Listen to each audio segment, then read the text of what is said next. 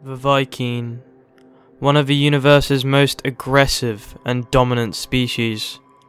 We're here to look at the story and terrors that took place from the outer edges of the galaxy.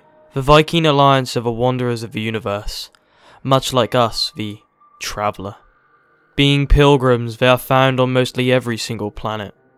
They originate in the outer edge, and have always been known for their violence and conflict with other aliens in the universe. The Vy'Keen do not kill or eliminate every single entity which lives beside them. They in fact accept these strong and stable entities, but the weak and fragile are sent to be exiled. The Vy'Keen have an honour system, and are deeply involved with the ancestors of their species. Take care when talking to a Vy'Keen, for saying the wrong thing could end with a fatal physical attack. During the Great War, the Vy'Keen ancients littered the universe with monoliths to strongly put in place the honour system of the years to come. If you are brave enough to come with these monoliths, be very wary as the wrong result may lead into your sudden death. The great ancestors also left messages in the shape of a plaque. These plaques are records of the Vy'Keen Alliance and their leader, Herk the Great.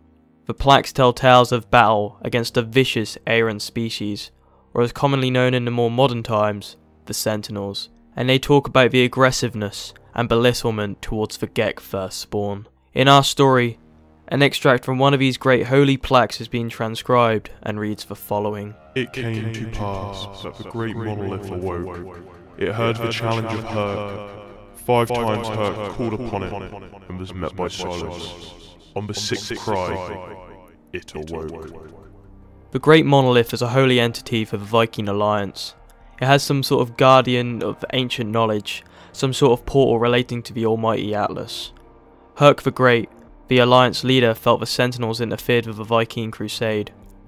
Herk approached the monolith, and as transcribed in the plaques, he called upon it 5 times, but the monolith did not answer.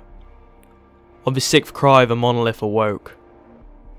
The great monolith spoke about the travellers that would come into the future, and that the Vy'Keen must not interfere with the travellers' duties, as they are to triumph in the galaxy. The great monolith said, There should be no need for blood in our meeting. We are but a dream in an infinite universe. After hearing this, Herk asked the great monolith, but what are these Sentinels? The great monolith was quiet, marking the Atlas's rule over the galaxy. With this meeting, Herk's rival Nal was brought along. Nal was the rival of Herk and led a group of Vy'Keen who opposed the power of Herk the Great and his views against the Sentinel and Atlas. The great monolith did not speak to Herk, but in fact it spoke to Nal instead. Herk was furious by this act and killed Nal. Herk then returned to the village and lied about the events and waged war against Nal's followers. The followers of Nal are silent and are said to be wiped out, but it's said that a certain Vy'Keen with the knowledge of vehicles still roams the lands today, looking for work with a traveller and to gain residence in their base. Who knows the secrets he might be able to tell you? Maybe he can show you to the location of a great monolith to show you the truth of the events on that day. After Herk's return to the village, Herk said about the travellers but refused to talk about the Sentinels. Herk caused a great war using his powers and tried to eradicate the Sentinels completely. He then consulted the great witches of the Gek firstborn to help the Vy'Keens win the war against the Sentinels. But the Gek were way too busy increasing their empire. While not completely wiping out the Sentinels, the war was won by the Vy'Keens and Herk, but no one would have expected the horrors to just follow. The firstborn of Gek saw this as an opportunity to destroy Korvax Prime, and they succeeded, causing one of the worst massacres in the history of our universe. But the Gek did not stop. The firstborn wanted the weapons and knowledge of the Vy'Keen along with their power. The firstborn attacked the Alliance in many different directions and began trapping all of the Vy'Keens sworn to protect Herk. The Gek had also surrounded the great leader Herk himself.